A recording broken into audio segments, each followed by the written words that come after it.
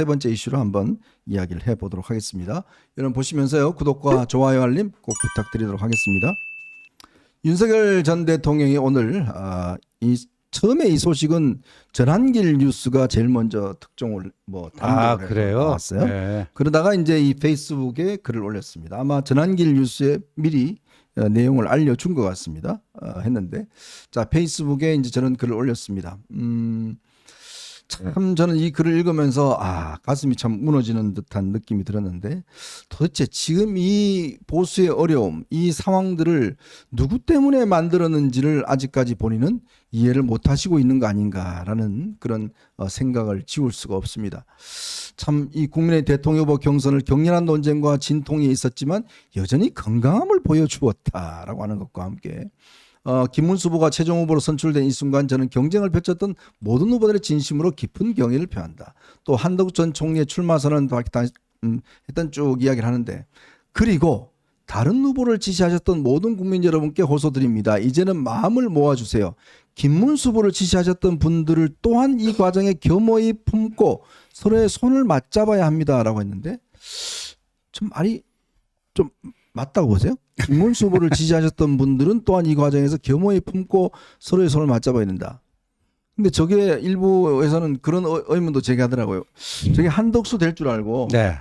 저게 사실은 한덕수 후보를 지지했던 분들 또한 이 과정에서 겸허히 품고 서로를 손을 맞잡아야 합니다. 요게 해야 들어가야 맞는데 간 게 아니냐라는 또 의문도 제기를 하고 있습니다. 자, 그리고 쭉 뒤에 이렇게 보시면 김문수 후보 제시하는 원칙을 지키는 정치. 미치겠습니다. 누가 원칙을 정말 어겼는지 모르겠습니다만은 우리의 반대편은 강력합니다. 그러나 우리가 서로 믿고 단결한다면 결코 우리를 무너뜨릴 수 없습니다. 이번 선거에서 우리는 반드시 승리하며 승리할 수 있습니다.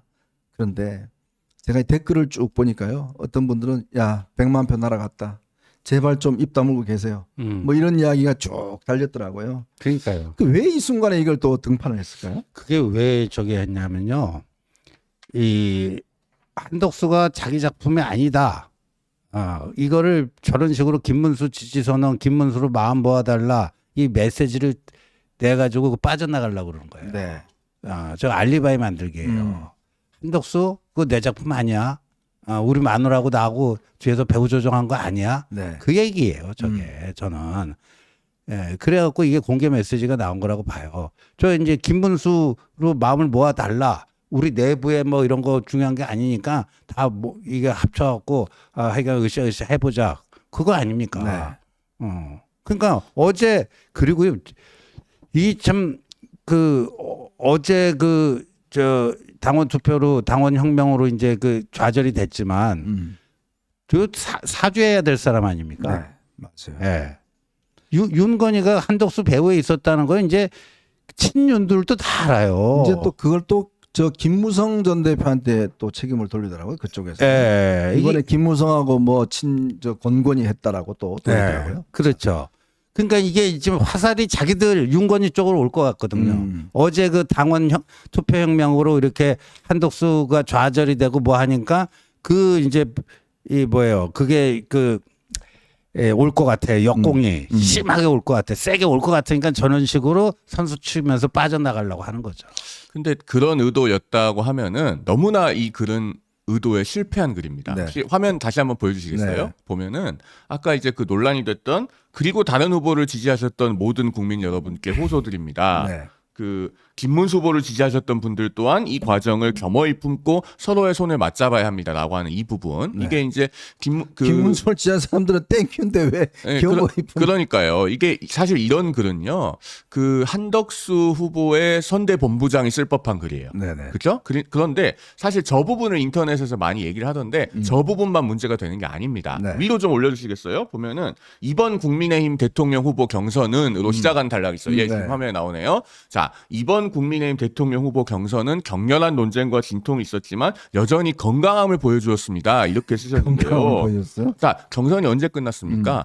국민의힘 대통령 후보 경선은 5월 3일에 끝났어요. 네. 그런데 저 메시지를 지금 5월 11일에 오늘 올렸단 말입니다. 오전 11시에. 네. 그러면은 윤석열 전 대통령의 세계관에서는 한덕수 후보와의 단일화 과정까지가 전체 경선이었던 그렇죠. 거예요. 그렇죠. 그러면은 이거는 한덕수 후보가 되기를 오매불망 바람하지 않는 관점에서는 성립할 수 없는 얘기죠. 저 부분부터 첫 번째 문제가 있다. 그다음에 격렬한 논쟁과 진통이 있었지만 여전히 건강함을 보여주었습니다 했는데 아니 내릴 필요 없고 아까 그 부분입니다. 네.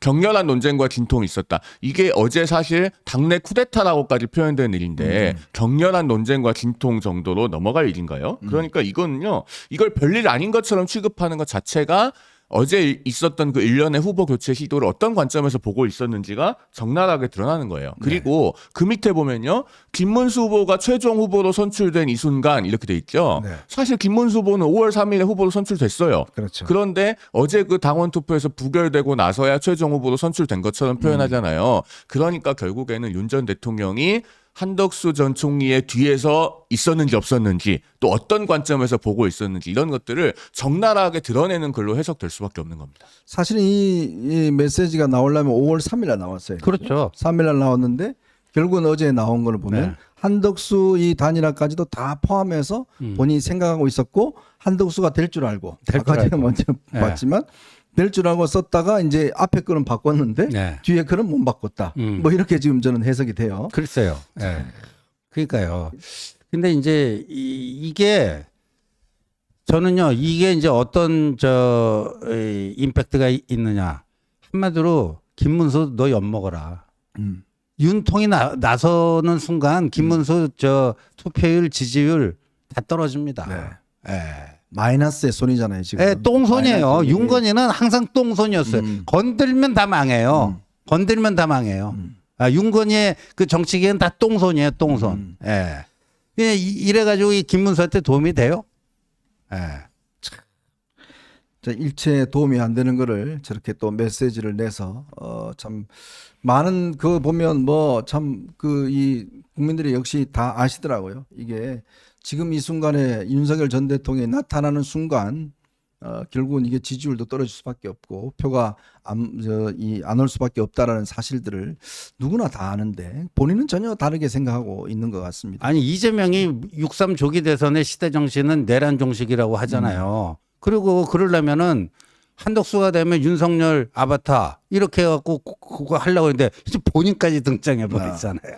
그러면 이재명이 이거 보고 제일 환호 자격한 사람이 누구겠어요? 이재명이죠. 그러니까 네? 선거를 잊게 만들고 그다음에 그 과정에서 그냥 혼란을 일으켜서 한동훈을 갖다가 배제시켜주고 네. 자 그다음에는 또 더 한덕수를 등장시켜서 더 또 추락시키고 네. 그것도 모자라서 이렇게 입장문에서 김문수까지 완전히 이제 그냥 낙인 찍어버려. 네. 그러니까 지금 저 당의 총괄 선대위원장은 지금 윤여준이 아니고 윤석열 해야 지금 맞는 거예요. 맞아요. 윤여준이 아니라 윤석열입니다. 결국은 모든 선거 운동을 사실상 다 서초동에 계신 분이 하고 있지 않습니까? 그렇죠. 이걸 참 지켜보는 이 우리 보수 지지자들 입장에서는 야 어떻게 처음 시작부터 마지막 순간까지 그렇게 이재명을 도와주냐? 응? 진짜 이 정말 많은 사람들이 정말 이 악착같이 어떻게 하든지 간에 이재명한테 권력을 주지 않으려고 이렇게 예를 쓰고 있는데 저렇게 한 번씩 푹푹 던지는 것 때문에 이 지경이 됐지 않습니까? 민주당이 지금 선대위원장이 22명이잖아요. 네. 선대위원장이 22명이나 되면은 그 중에 실세는 없다라고 말씀을 드려왔었는데 아니나 다를까 정말 그런 것 같습니다. 네, 참 깝깝합니다. 이제 이 쿠데타가 끝이 나긴 했지만 또 한편으로 이제 선거전에 들어갔을 때 참 김문수 후보가 지난번 한동훈 후보와 그 토론회를 보시면 알겠지만 참 걱정되는 게 한두 가지가 아닙니다. 아시겠지만 이분은 하나에 꽂히면 그 하나를 벗어날 수가 없어요. 처음에는 그렇게 눈에 넣어도 아프지 않을 후배 그 하나에 꽂혀가고 그 이야기만 주구장창 1시간 동안 하고 그 다음에는 또 5대 메가폴리스 그것만 주구장창 이야기를 하고 또 이번에 갖고는 형수 이야기만 주구장창 할 겁니다 아마. 네? 그 이야기 대한민국에 모르는 사람이 누가 있어요. 그러니까 뭔가 미래를 위한 비전과 뭐 이거를 이야기를 했는데 그거 할 수 있는 지금 그릇이 못 되지 않습니까 이분이. 그러니까요. 참 이게 걱정이 됩니다. 준비도 전혀 안 돼 있고 사실은 얼떨결에 그냥 인사 안 하고 그거 한 거 가지고 지금까지 온 거 아닙니까? 그러니까요. 그리고 그 주변에 있는 사람들 보세요. 김재원, 박계동 언제 때 박계동입니까? 네? 진짜 그런 분들이 이걸 서포트를 제대로 할 수 있는지 저는 참 너무 걱정됩니다. 지금 상황이 보면 이제 국민들이 이제 TV 토론회 보시면 아유 정말 보수가 저런가 저 정도 수준인가 라는 느낌들을 참 가질 것 그러니까 같아요. 이 김문수가 되니까 또 그 활짝 웃는 사람이 이준석인 것 같아요. 예. 예. 신났습니다. 이준석. 뭐 TV 토론 나가면 오히려 이준석이 돋보일 수도 있죠. 네. 예. 그러면 이준석하고 이재명하고 이게 대결이 될 수가 있어요. 글쎄요. 김문수는 예. 뭐 앉아 있다 그냥 올 수도 있고 참 죽 서서 대준다는 게 이런 게 아닌가 싶습니다.